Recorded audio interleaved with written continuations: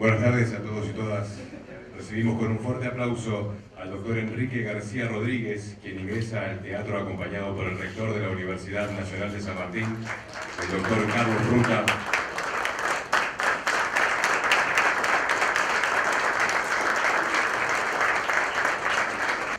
El rector les da la bienvenida a la ceremonia de entrega del título de doctor honoris causa al doctor Enrique García Rodríguez. Agradecemos la presencia de las autoridades de la universidad, invitados especiales, docentes, estudiantes y público en general. La Universidad Nacional de San Martín ha decidido otorgarle el título de doctor honoris causa al doctor Enrique García Rodríguez por su constante compromiso con la igualdad, el desarrollo sustentable y la integración latinoamericana. Este acto va a comenzar con la participación musical del trío formado por Lucas Argomedo en cello, Luciana Criste en violín y Martín Rur en clarinete. Ellos van a interpretar Festival Rondó de Henry Purcell, Otoño de Antonio Vivaldi, Ave Verum Corpus de Mozart y Menú de Joan Faix. Vamos a recibirlos con un fuerte aplauso.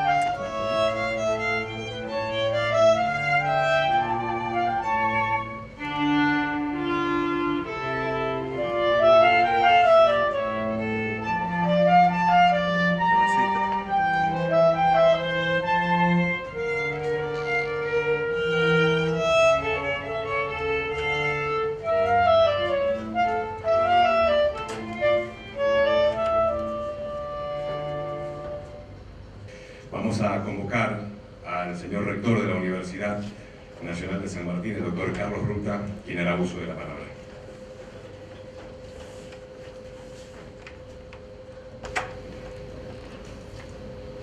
Muy buenas tardes. Si me dan luz puedo ver lo que escribí, podría llegar a ser mejor lo que diga. Muy buenas tardes a todos, muchas gracias por acompañarnos y estar aquí con nosotros. Es una alegría entregarle este título a Enrique García Rodríguez. El honoris causa, como bien saben ustedes, es el homenaje, la distinción más alta que una universidad puede hacer. En este caso es el homenaje a una trayectoria, a un servicio, a una vida consagrada al servicio del desarrollo en América Latina. También es, en el caso de nuestras universidades, y en especial también de nuestra universidad, una gratitud al servicio que Enrique y la CAF ha prestado a todas nuestras instituciones educativas en la Argentina y en toda América Latina. Pero también, y es lo que yo creo que es central en este acto, es un gesto hacia nuestra comunidad y es un gesto hacia toda la sociedad, un gesto que quiere ser un subrayar, un poner de relieve algunos de los valores centrales para la universidad, para lo que nosotros tratamos de hacer todos juntos, día a día, semana a semana, año a año. En el centro de este homenaje, como refería antes, hay uno de los núcleos de sentido de la vida universitaria, que es el desarrollo. El desarrollo no solo como un concepto definitorio de la universidad, sino también como una experiencia propia, esa experiencia que hacemos todos nosotros al momento de investigar, de estudiar, al momento de formar, de ver que tantos y tantos jóvenes cambian su vida, desarrollan su personalidad, su modo de ver, su modo de comprometerse con la sociedad. Y también el desarrollo porque es, de alguna manera, una o quizá la tarea central o la misión central de la universidad, estar comprometida con un desarrollo que siempre es personal, fundamental e inicialmente personal, individual, pero que eso solo puede hacerse porque está anudado a un desarrollo que es conjunto, a una red de relaciones que nos vinculan unos a otros, nos definen a nosotros mismos y nos permiten no solamente desarrollarlo, sino que en ese desarrollo ser nosotros mismos. Indudablemente, como ustedes bien saben, el desarrollo tiene múltiples capas en la densidad de ese concepto. Una de esas capas a la que quisiera referirme o pensar junto con ustedes de aquí, una de las capas de desarrollo es la justicia social. La justicia social que ha tenido diversos rótulos, diversos nombres, diversas formas de comprenderlos, pero que sustancialmente está vinculada a la garantía de los derechos fundamentales del ser humano. Uno de los escritos, quizá uno de los primeros escritos donde aparece el término justicia social, que es un texto de Luigi Taparelli, en el año 1843, él decía que en Italia, obviamente, él decía que la justicia social le corresponde igualar de hecho a todos los hombres en lo tocante a los derechos de la humanidad. Es decir, que la justicia social nombra el bien común, nombra esa justicia, esa praxis de justicia que debe de hecho lograr que se garanticen los derechos humanos de cada uno de los ciudadanos. Es decir, que el vínculo entre el desarrollo y la justicia social está en el corazón del problema que hoy inquieta y sacude al mundo. Sin duda que los seres humanos somos difíciles de aprender, o somos duros de aprender. Cuando se crea después de la Primera Guerra Mundial, cuando se crea la OIT, en la constitución de creación de la OIT decía el texto, refiriéndose a la justicia social, que la paz universal y permanente, la paz universal y permanente, pensemos en lo que está viviendo Oriente, Medio Oriente y Occidente. La paz universal y permanente solo puede pasarse en la justicia social. 1919, Constitución de la OIT. Esa justicia social no es otra cosa que el bien común. Cuando en el 2007 Naciones Unidas decide que a partir de entonces, el 20 de febrero, iba a ser el Día Mundial de la Justicia Social, justifica esta decisión diciendo que la justicia social es el núcleo de nuestra misión global para promover el desarrollo y la dignidad humana. Ahora bien, ¿cómo es que la universidad se puede comprometer con el desarrollo y con la justicia social? ¿Cómo es que la universidad, que nosotros nos podemos o debemos tenemos que comprometernos con el bien común. Yo diría que toda la tarea universitaria está esencialmente comprometida con estos valores. Y en primer lugar, quisiera rescatarlo, pero en primer lugar, la investigación, la producción de conocimiento, que significa avanzar, correr la frontera de la comprensión de la realidad social, física, biológica y de todo lo que se le quiera. Y que eso, tarde o temprano, esa creación de conocimiento redunda en una transformación de la sociedad, en una transformación de la realidad. Eso es desarrollo. Y si nosotros, esta pequeña universidad, insiste en decir que queremos ser una universidad de investigación, es porque queremos no solamente ser fieles, leales, genuinos, con la vocación profunda y la misión profunda de la universidad, sino también porque estamos convencidos que siendo más nosotros mismos, podemos contribuir más y mejor a la transformación de nuestra sociedad, al desarrollo y por tanto a la justicia social. Gramsci decía que el conocimiento, para ser verdadero, incluso pensaba en la filosofía en esta dirección, debe ser creador. Y siendo creador, decía, cito, el conocimiento modifica el sentir de la mayoría de los hombres y por tanto modifica la realidad misma, porque modifica cómo nosotros vemos esa realidad, nos la permite ver mejor, nos la permite ver o tratar de ver más cercanamente a cómo es.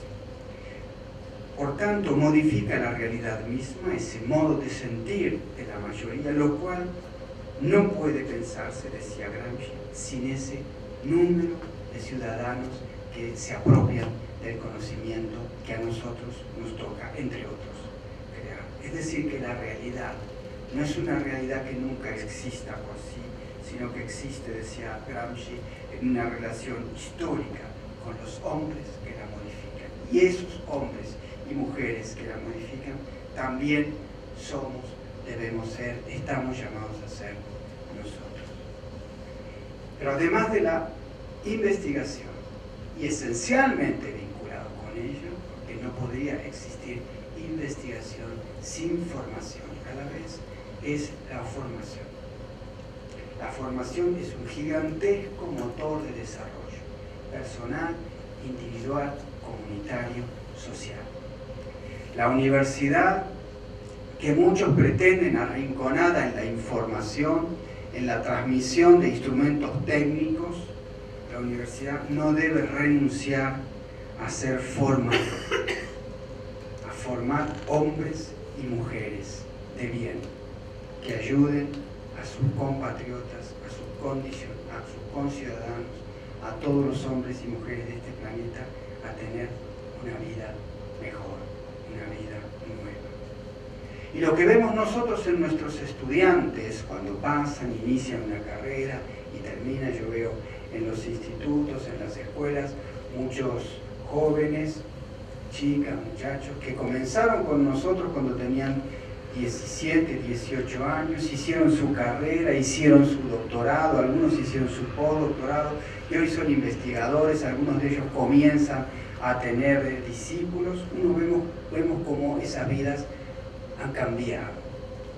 La universidad es una institución que promueve vidas nuevas, distintas. Sin duda que conviene siempre tener presente aquello que decía a través de uno de sus personajes, el premio Nobel sudafricano de literatura, director de la Cátedra de Literaturas del Sur de esta universidad, John Coetzee.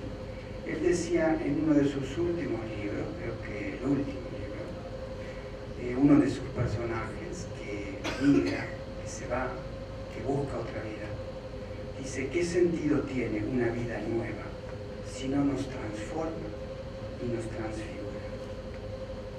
Por eso la universidad, con la tarea de formación, debe hacer el gigantesco esfuerzo, silencioso, inaprensible, de formar a sus estudiantes, a sus profesores, a sus jóvenes investigadores, en lo que yo llamaría el ethos académico, el modo de ser ético de la vida académica.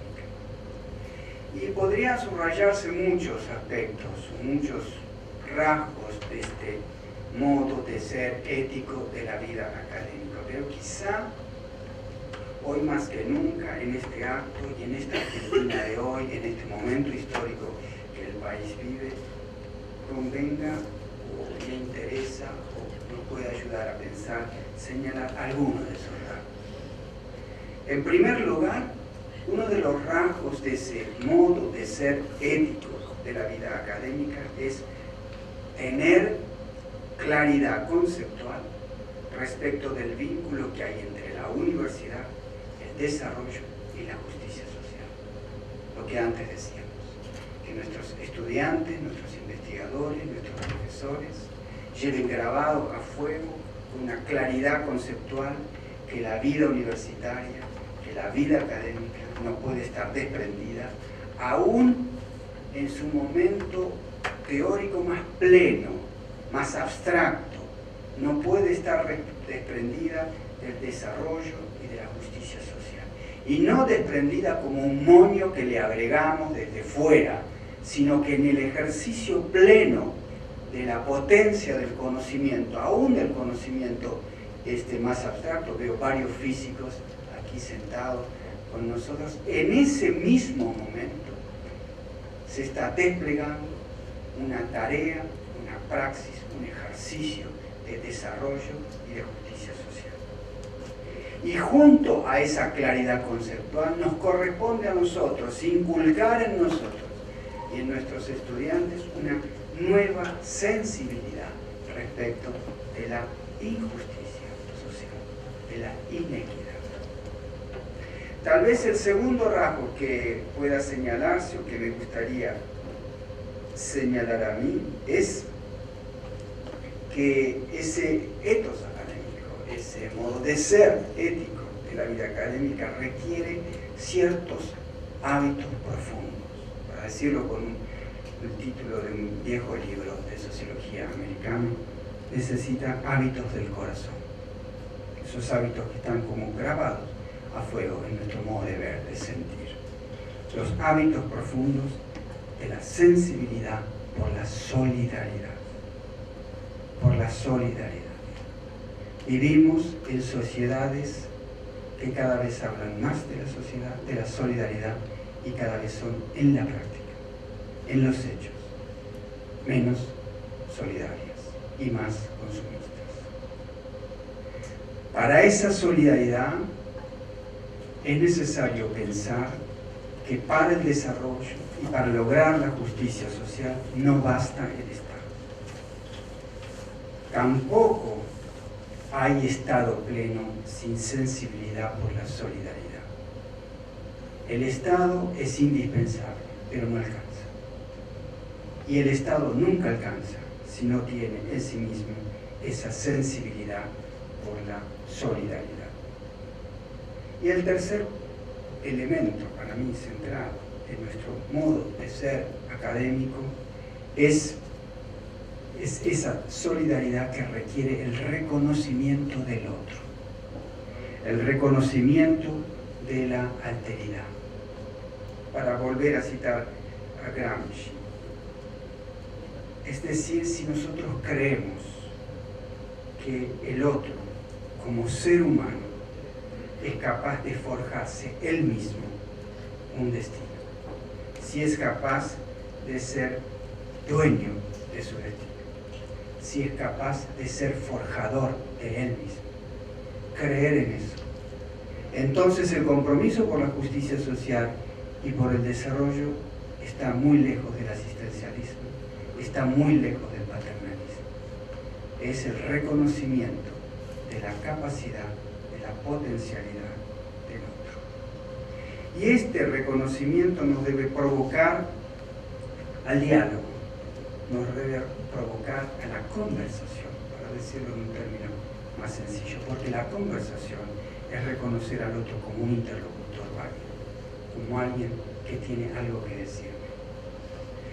Ese diálogo, esa conversación que siempre es escucha, primero, ante todo, y luego también interpelación. Dejarse interpelar e interpelar, interpelar y dejarse interpelar. Y quisiera, en la Argentina de hoy, leer unas palabras también de Gramsci. Dice Gramsci, en la discusión resulta más avanzado el que se sitúa en el punto de vista de que el adversario puede estar expresando una exigencia que hay que incorporar, aunque sea como un momento subordinado a la construcción propia. Y sigue diciendo, comprender y valorar las posiciones y razones del adversario con realismo significa haberse liberado de la prisión de la ideología, o sea, situarse en un punto de vista crítico, que es el único fecundo en la investigación científica. Y esta actitud debe estar en el corazón de nuestro modo de ser ético y debe ser un testimonio hacia el conjunto de la sociedad, también, sin lugar a dudas, hacia el conjunto de la comunidad política de la Argentina. Y finalmente, pensar también de una perspectiva quizá más filosófica, que lo que se agita en el fondo, en el fundamento del desarrollo y la justicia social es un servicio a la vida, es cuidar la vida. Cuidar la vida para que cada ciudadano, para que cada hombre y mujer, niño o niña que llega a la vida pueda tener la posibilidad de no vivir fuera de sí, enajenado por las necesidades, que pueda experimentar la propia vida, que pueda experimentar el gozo de vivir, que pueda asumir la propia vida, que pueda desarrollar todas las potencialidades subjetivas de la propia vida. Y abrir paso, dejar que florezca, dejar que madure la herida profunda de la existencia humana.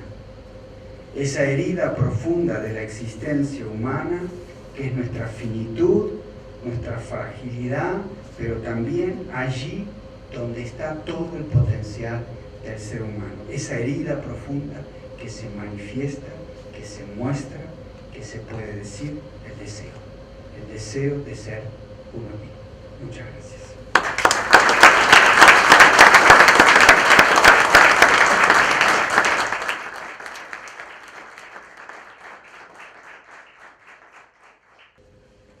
A continuación llamamos al doctor Rafael Bielsa, quien impartirá la laudatio.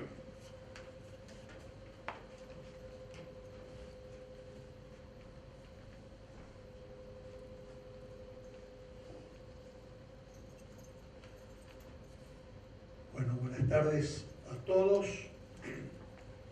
En primer lugar, quiero agradecerles a las autoridades y a la comunidad educativa de la Universidad Nacional de San Martín por permitirme participar de este importante encuentro.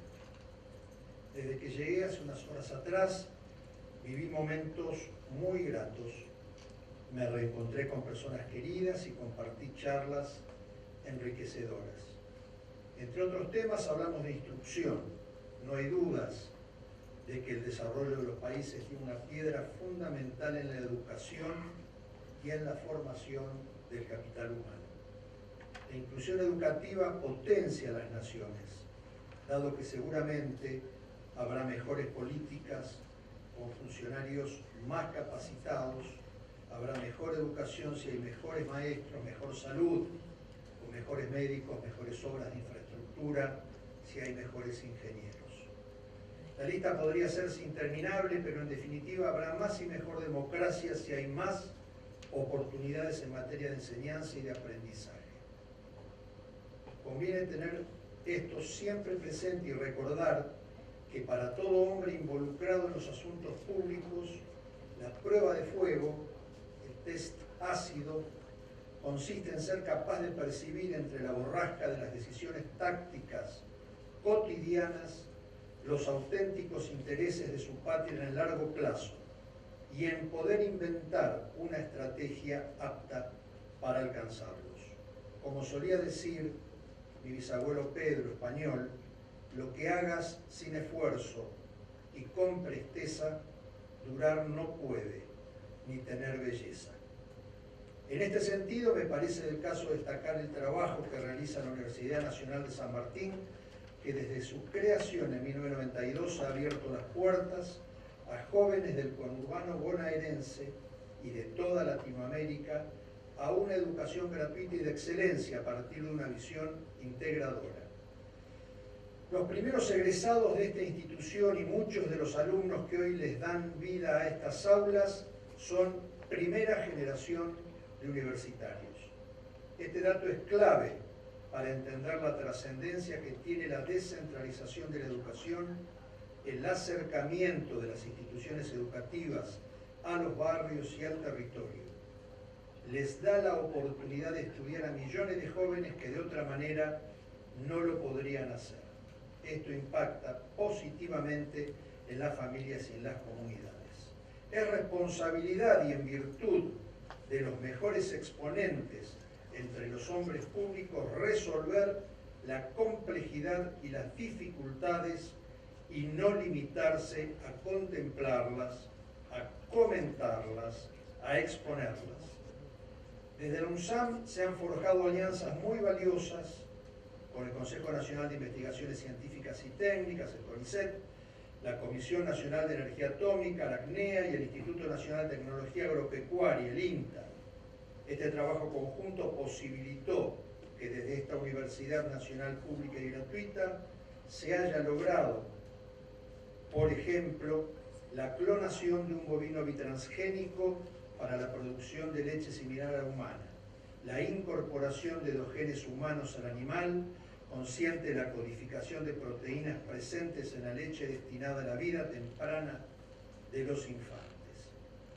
Me pareció relevante, además de ecuánime, hacer esta introducción sobre la universidad porque considero que el prestigio de la institución no es indiferente en cuanto al valor del reconocimiento. Hoy la UNSAM decidió otorgarle el doctorado honoris causa al prestigioso economista Enrique García Rodríguez, presidente del Banco de Desarrollo de América Latina, quien a lo largo de su extensa carrera profesional ha trabajado arduamente en pos de la integración regional y el desarrollo de nuestras sociedades. Si es verdad que una brecha entre la imagen que una tierra tiene de sí misma y su capacidad para estar a la altura de esa imagen es fuente de obstáculos y postergaciones, entonces hay que decir que Enrique García Rodríguez ha sido lo bastante fuerte para insistir en reducir esas fisuras y que sus planes fueron lo suficientemente juiciosos como para lograr los indispensables consensos.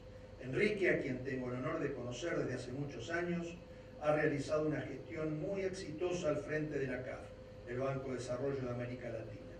Supo transformar una institución inicialmente limitada, integrada por 5 países socios, en un banco de alcance latinoamericano que hoy cuenta con 18 países accionistas y que es uno de los principales organismos de financiamiento multilateral para la región.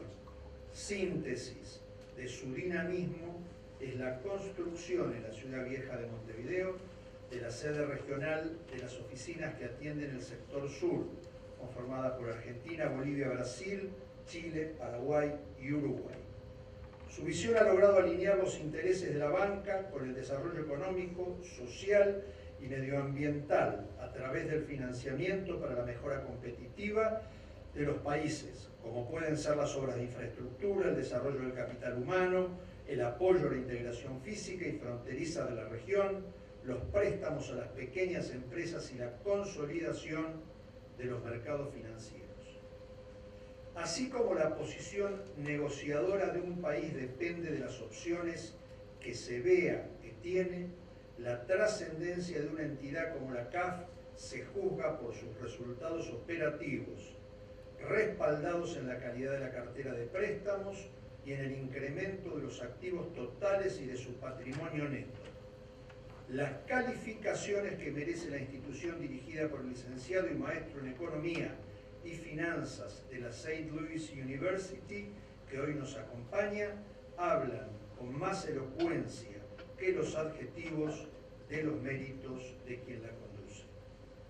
Todos estos logros, que al mencionarlos tal vez suenen abstractos, son muy trascendentes para nuestros pueblos e impactan diariamente en nuestra realidad. Una obra de infraestructura sencilla, como por ejemplo cloacas o agua potable, significa mejores condiciones sanitarias y menos enfermedades, además de mayor dignidad. La integración física entre los países se traduce en mejoras en la competitividad de las economías regionales. Los créditos a las microempresas se convierten en familias que inician proyectos comerciales o productivos aptos para añadir valor y dinamizar la economía. El desarrollo del capital humano significa más educación, mejores empleos, entre otras tantas cosas. El homenajeado hoy comprendió hace tiempo que una región que necesita de grandes cambios debe disponer de grandes herramientas si no quiere estar condenada a la futilidad y a la intrascendencia.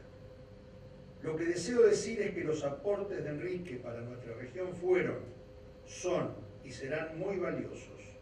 A lo largo de su vida ha sabido interpretar con justeza las necesidades de una región que tiene la integración en sus recursos naturales y en la promoción de sus recursos humanos un enorme potencial.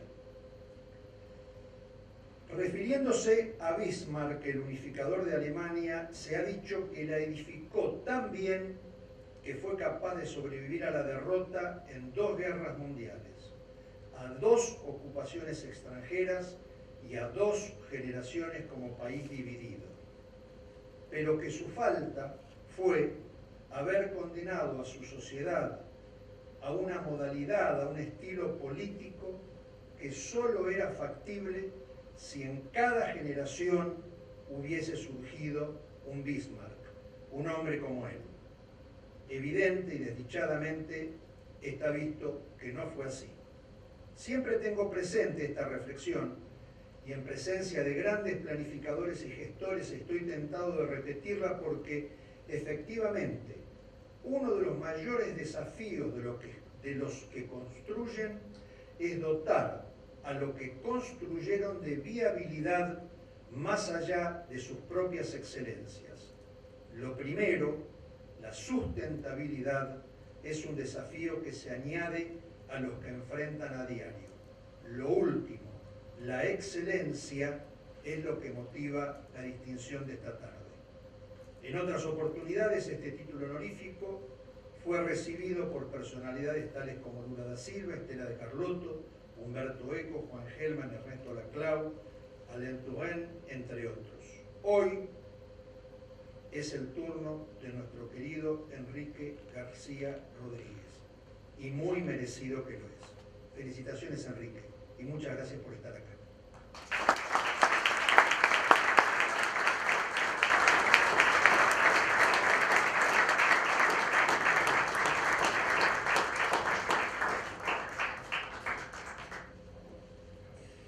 Invitamos al doctor Carlos Ruta y al doctor Enrique García Rodríguez, quien recibirá de manos del señor rector el diploma de doctor honoris causa de la Universidad Nacional de San Martín y el distintivo de esta Casa de Altos Estudios.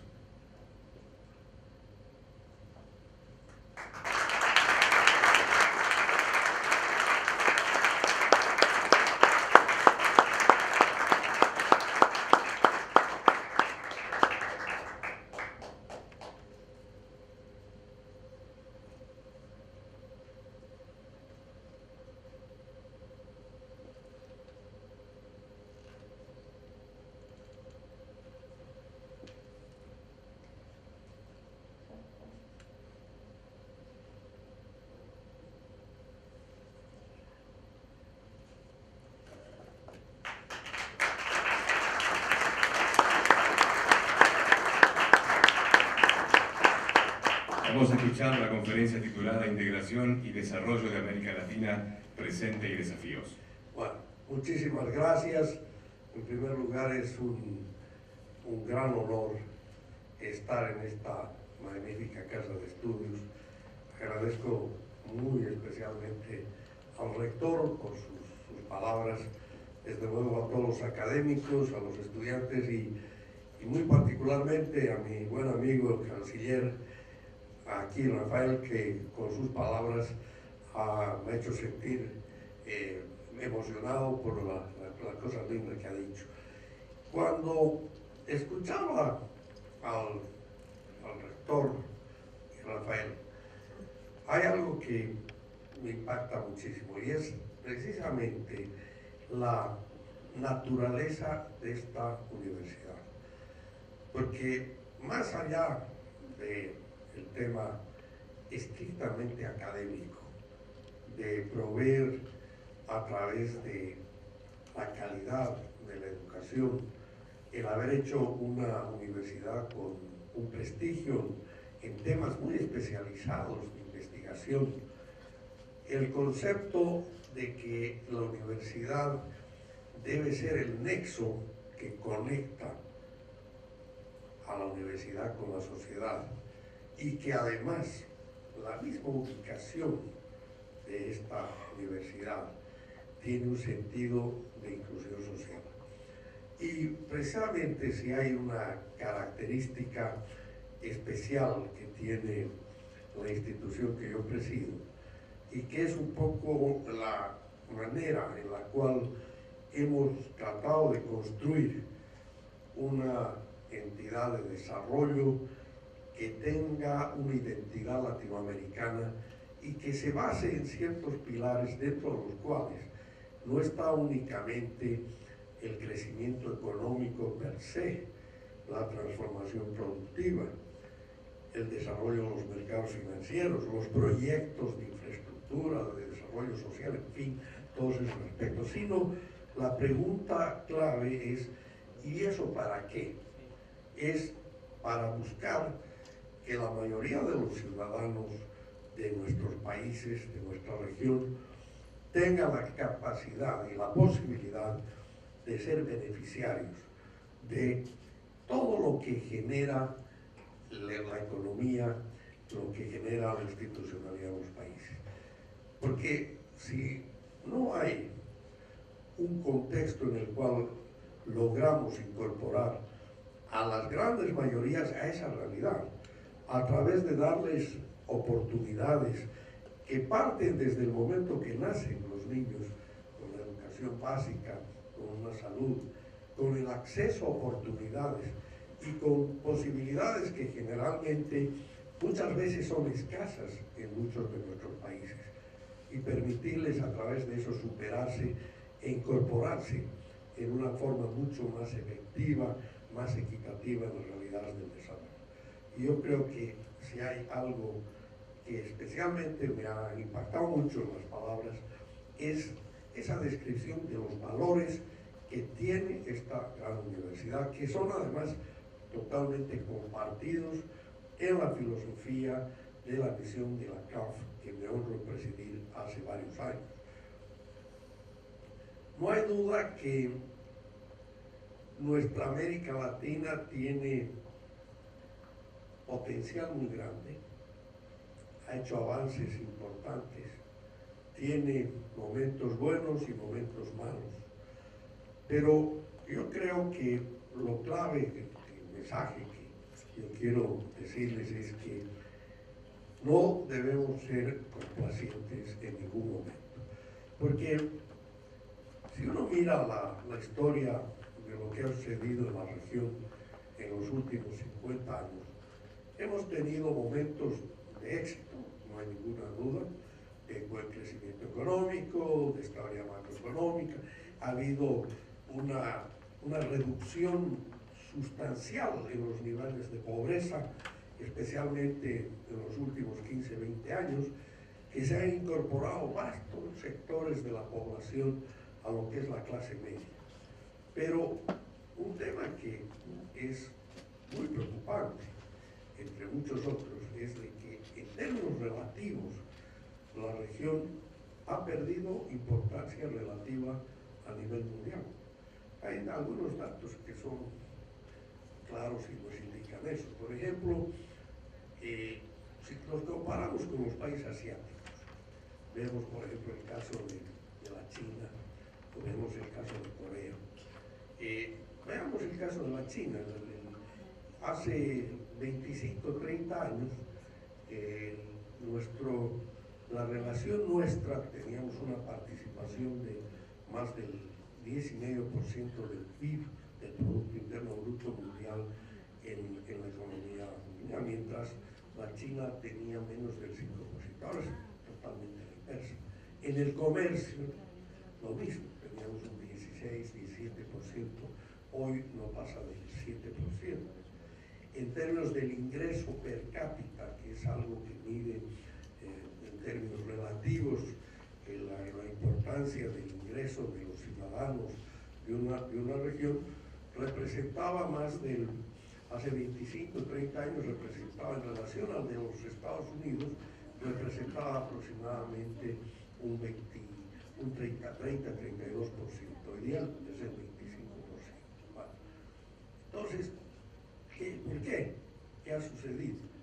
Entonces, ahí viene el gran desafío, y precisamente una institución de desarrollo como la que yo presido, tiene que tratar de explorar los caminos, las opciones que permitan a nuestros países encaminarse hacia un modelo que precisamente nos permita, en un plazo razonable, volver a tener esa importancia relativa que la región debe tener, porque si uno mira su superficie, sus recursos naturales, su recurso humano, yo comentaba previamente a esta ceremonia tan impactante, que si uno mira a la Argentina, por ejemplo, la capacidad que tiene en materia tecnológica, de innovación, bueno, esta universidad es una prueba clara.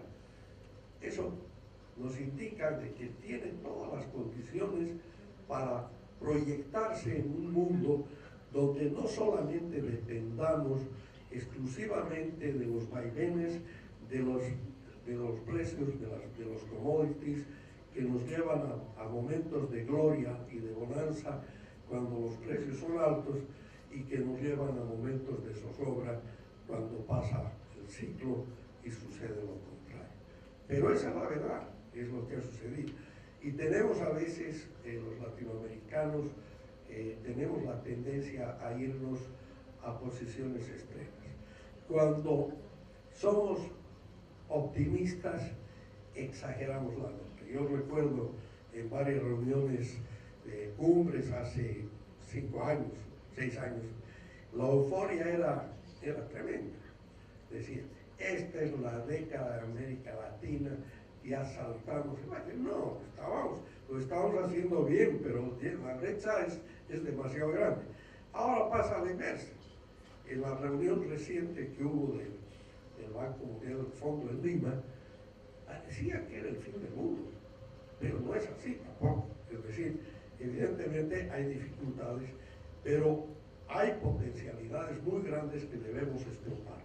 Entonces veamos un poco cuáles son las preocupaciones centrales en una institución como la que yo presido tenemos, y que es un insumo, yo diría, para darles a nuestros países, independientemente de las ideologías, de las tendencias, algunas cosas que son fundamentales y básicas, que si se ponen en orden con visión de largo plazo, hay posibilidades de dar ese salto que nos permita un crecimiento que sea más alto, que sea sostenido y que sea de mejor calidad. Mejor calidad, ¿qué quiere decir? Que sea no solo eficiente en términos económicos, sino que sea incluyente, y no solo incluyente, sino que, como discutíamos con la Valle, el tema de la inequidad, ese es un tema muy, muy serio.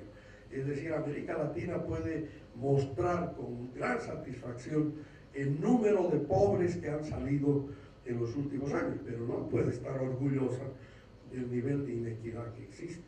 Hay ese famoso coeficiente Gini, que no es perfecto, pero de todas maneras, si uno mira y compara el famoso Gini de América Latina con el Gini de todas y cada una de las regiones del mundo, no hay ninguna duda que no obstante las mejoras que han habido en varios de los países, mejoras de 2 puntos, 3 puntos, seguimos siendo la región menos equitativa. Y eso lleva consigo una serie de elementos de frustración en las sociedades que conducen a temas como el narcotráfico, conducen a temas de la inseguridad, de la frustración, de la juventud que encuentra que no hay espacios y los grandes riesgos de que aquellos que lograron llegar a la clase media van a tener en un periodo no muy lejano, si no cambiamos esta situación, van a volver a los niveles de pobreza. Esa frustración muy grande de decir, logramos ser de clase media, pero son realmente de clase media.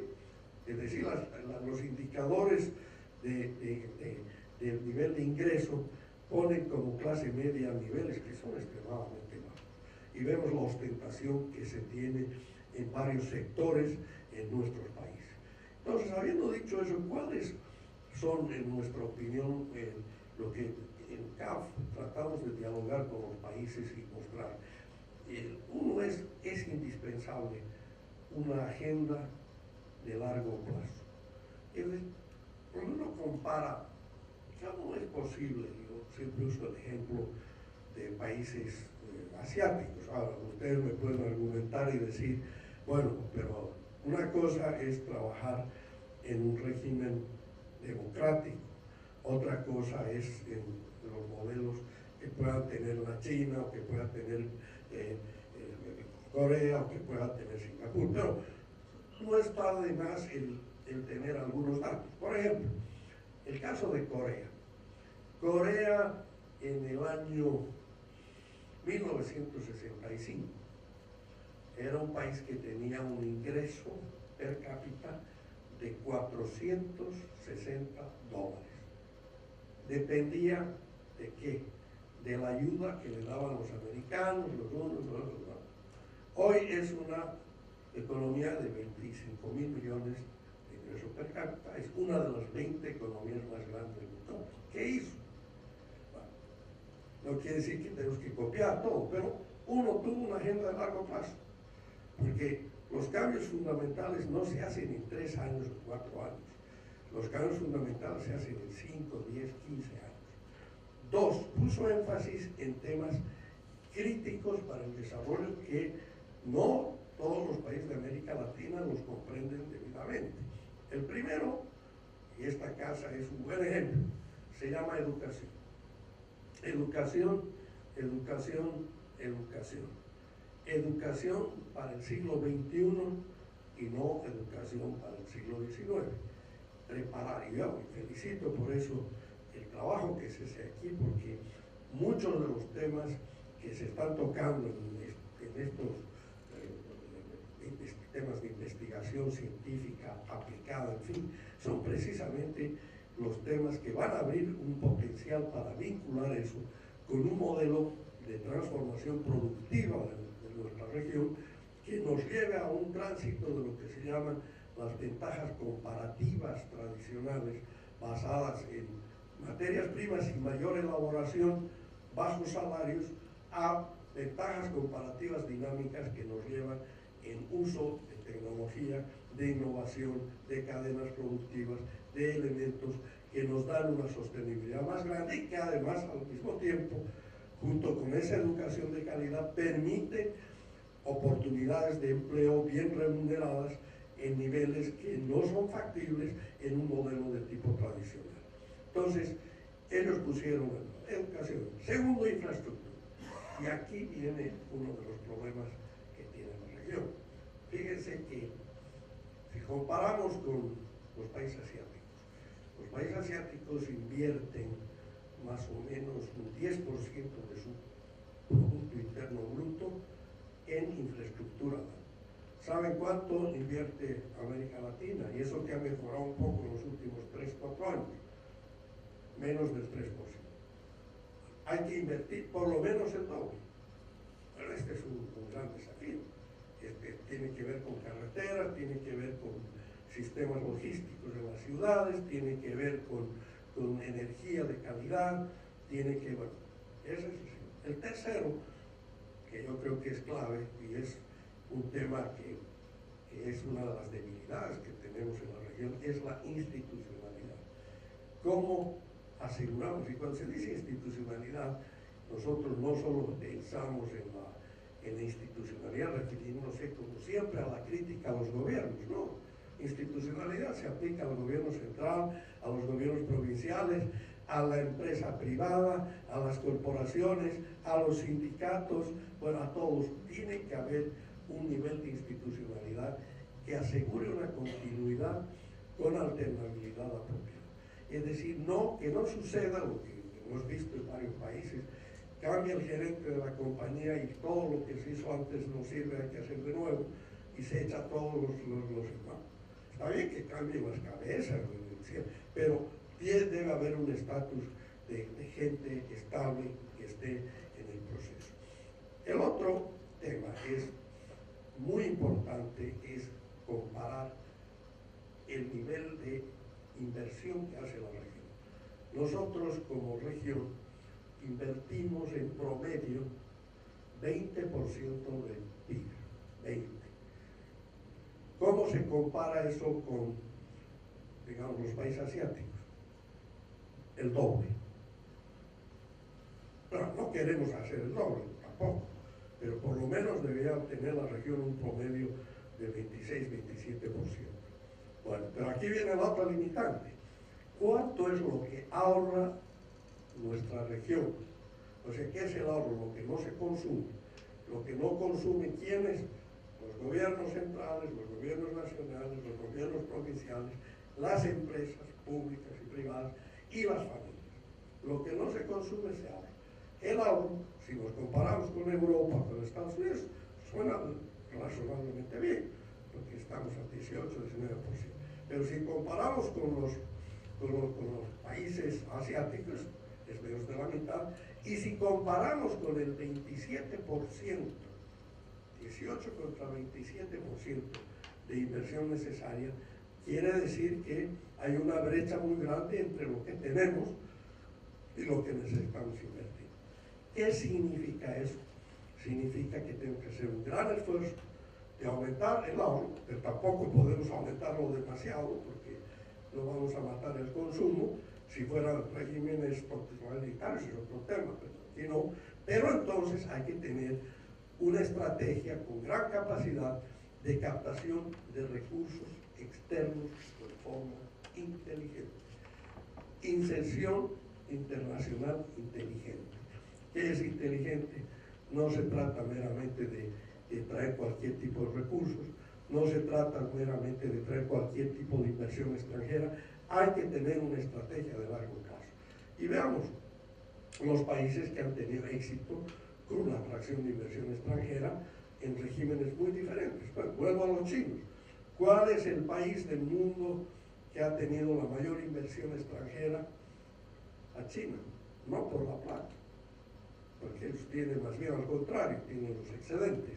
Es porque tecnología, innovación, gerencia, mercados, y los chinitos son vivos, ahora lo hacen mejor que los otros y se invaden. Entonces, ahí está.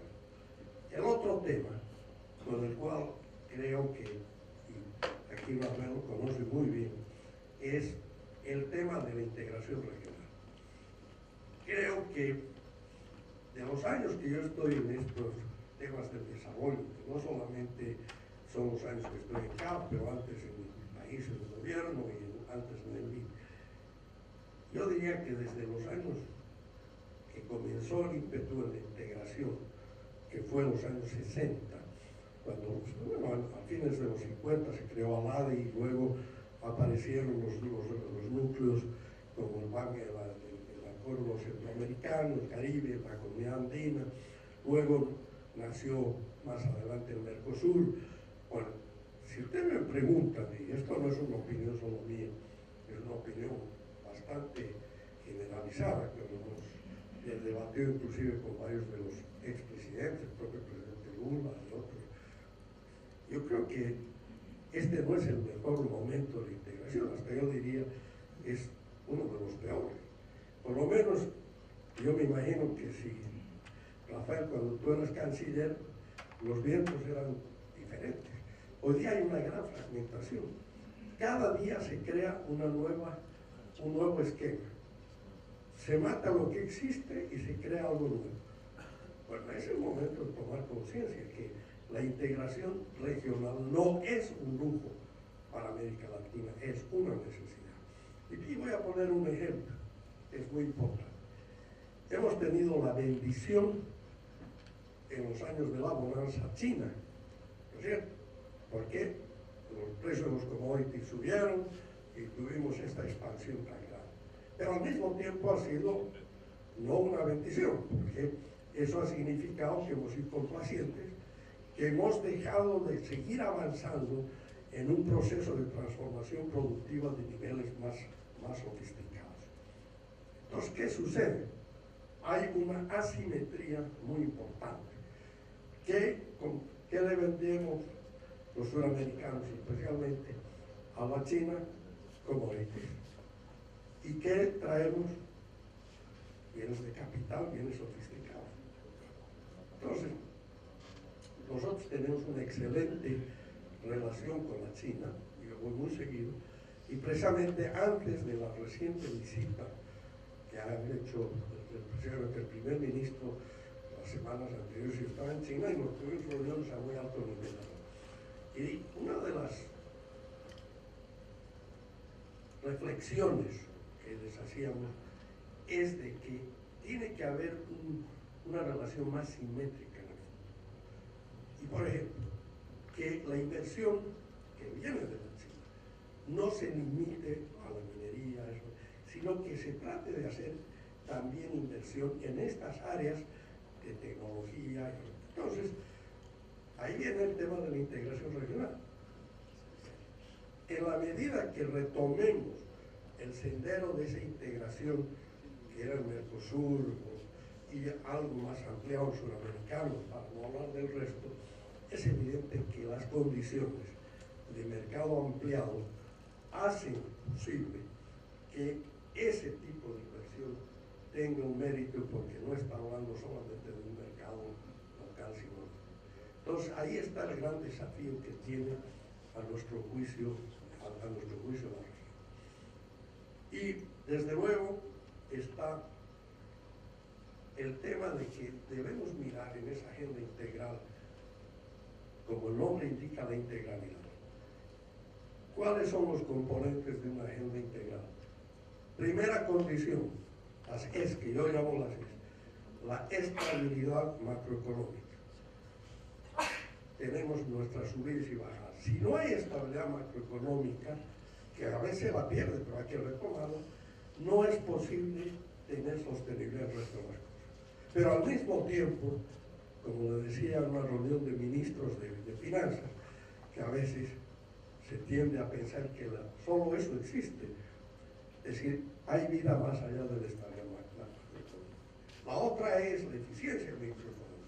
En la eficiencia microeconómica están precisamente los temas de la infraestructura, los temas de la transformación productiva, el tema de cómo incentivar la tecnología y la innovación, cómo lograr que la empresa mediana y pequeña tenga oportunidades, cómo se rompen algunos de los cuellos de botella que impiden la competencia en sectores monopólicos o de otro tipo, ese tipo de cosas. Pero eso no es suficiente, necesito la equidad.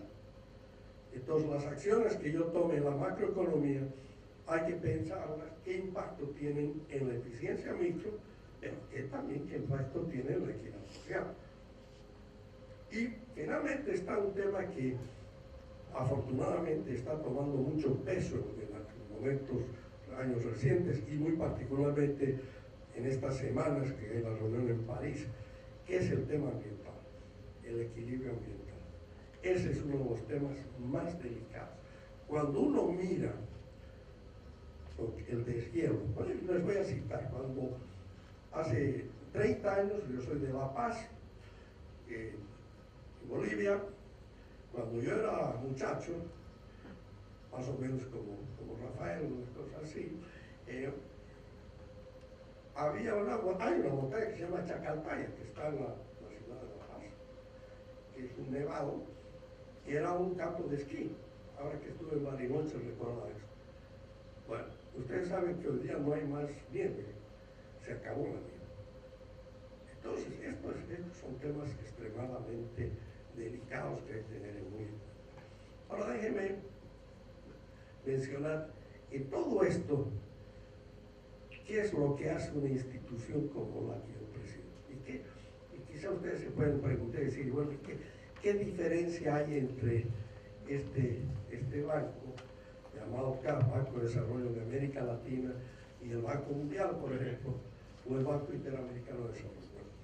En principio parece lo mismo, pero ¿qué diferencia existe? Nosotros hemos tratado de construir una institución que sea diferente en el sentido de que se convierte en una institución de propiedad de países emergentes. No era fácil, y se lo ha logrado. Y por eso yo pienso que les voy a contar una anécdota. Cuando yo me hice cargo de la presidencia de CAF, en la primera reunión que tuve con el personal senior, digamos, en ese momento yo les dije, miren, yo tengo 3 objetivos, 3 cosas. La primera, no podemos quedarnos con 5 países, tenemos que ampliarnos y buscar una entidad. Levantó la mano, no, mire, presidente, es muy difícil, hemos estado hablando con Brasil, en Brasil no hay interés, no sé, Argentina tampoco. Segunda cosa, tenemos que estar en temas relevantes al desarrollo, porque si bien la institución hacía un muy buen trabajo en financiamiento de comercio, trade, en los países andinos, bueno, esa no es una labor exclusiva de un banco de desarrollo. Está bien que lo haga, pero con una cosa lateral. Entonces dije, y eso se llama infraestructura. No, eso es para instituciones grandes, serias, como el Banco Mundial. Tercera cosa, tenemos que tener independencia financiera, y para eso, nos guste o no nos guste, tenemos que lograr una calificación de riesgo de estos benditos o malditos amigos llamados Standard & Poor's, Moody's, etc. Silencio, nadie dijo una palabra. Bueno, como siempre, en los pasillos algunos espías ya me contaron después, dijeron, este tipo está perdido, no tiene futuro. Primera cosa, la primera, imposible que Brasil, Argentina entre en la. Segunda, infraestructura. Y lo tercero, claro, él piensa que sigue siendo tesorero del BID, yo fui tesorero. Bueno, fíjense, esas 3 cosas actuaron como un factor decisivo. Y les cuento una anécdota. Yo fui a Brasil y me reuní con un caballero que era ministro en ese momento, se llamaba Fernando Enrique Cardoso, ministro de Hacienda.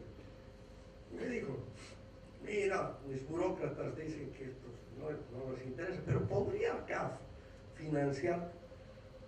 Me dijo un ejemplo, la carretera, ¿qué vamos a hacer una carretera entre el norte de Brasil y Venezuela? O eventualmente, me dijo, en tu país ha descubierto gas y posiblemente se tenga que hacer un gasoducto, ¿podría financiar eso? O con la Argentina, ¿ya? Le dije, eso no se puede, pero eso se puede cambiar.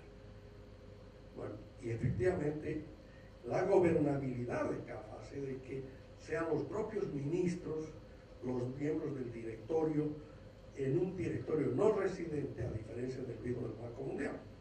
Lo cual hizo que muy rápidamente se cambie esa política, y en un tiempo breve después ya Brasil incorporó, y luego tuvimos las negociaciones con con Argentina, que precisamente la Argentina ingresó, yo firmé el convenio de ingreso de la Argentina una semana antes de que se posesionara el presidente Néstor Kirchner. Entonces aquí viene una anécdota con el presidente Kirchner, con el que tuve una muy buena relación con él. Me tocó, me invitaron a la transmisión del mando, igual que este, ¿no? Pero como éramos una nueva entidad en el protocolo de la Cancillería, estos cancilleres son tremendos, pasó delegación presidida por jefe de Estado, delegación presidida por ministros y por organismos de acuerdo a precedencia de los que habían. Entonces ya había, quedaba atrás. 3 horas, finalmente me toca. Enrique García, presidente de CAF, camino. Le digo, señor presidente, señora Cristina, mis felicidades, tengo dos noticias. Mira, acabamos de firmar el ingreso de Argentina, así que le vamos a dar muy pronto financiamiento. Y en efecto, en 2 meses fuimos los primeros en darle financiamiento al gobierno de Néstor Kirchner. Pero la segunda noticia es mucho más importante, señor presidente y señora. Solo quedan 2 detrás mío. Ese hizo el clic, fue muy interesante, pero realmente y precisamente durante la Cancillería de ustedes y la Argentina, yo hago esta alusión porque ya en una etapa posterior que hizo de que Argentina, Brasil, Uruguay, Paraguay, Panamá se hagan miembros plenos, el que tomó el liderazgo del asunto ha sido Argentina. Y la Argentina hoy día es uno de los principales prestatarios de CAF, tiene más o menos el 15% de la cartera. Así que esa es la situación. Bueno, en resumen yo quiero decirles que si miramos a América Latina, debemos tener conciencia que es una región que si bien está atravesando un año, y va a atravesar un par de años no buenos, pero que tampoco es el fin del mundo. Y que sí existe el gran potencial para implantar una agenda integral de largo plazo, donde, insisto, la responsabilidad que tienen los gobernantes de mirar la integración regional como algo que es fundamental para el futuro de la región. Y espero que en los cambios políticos que se están realizando en la región se tome muy en cuenta este tema, porque francamente lo que hemos visto es que hay mucha fragmentación en este momento. Pero el tema de la Alianza del Pacífico es interesante, no hay ninguna duda, pero no es bajo ningún concepto el sustituto a un proceso de integración regional. Es un elemento bueno que yo creo que debe buscarse una convergencia en una forma pragmática. Así que bueno, nosotros en la organización que presido tenemos además la virtud de respetar las diferencias ideológicas, de no llegar con fórmulas mágicas a todos los países, y creo que eso nos ha permitido tener una presencia en todos y cada uno de los países al margen de las diferencias que existen, porque creemos que en la lealtad de servirlos. Así que yo nuevamente quiero agradecerles enormemente esta universidad y me siento muy complacido que CAF esté apoyando en los esfuerzos de inversión, y espero que continuemos, y los felicitamos muy fuertemente por ese concepto de inclusión social, de valores, de ética del comportamiento, que no es común encontrar en el discurso de un rector, ¿eh? Así que muchas felicidades. Muchísimas gracias, Rafael.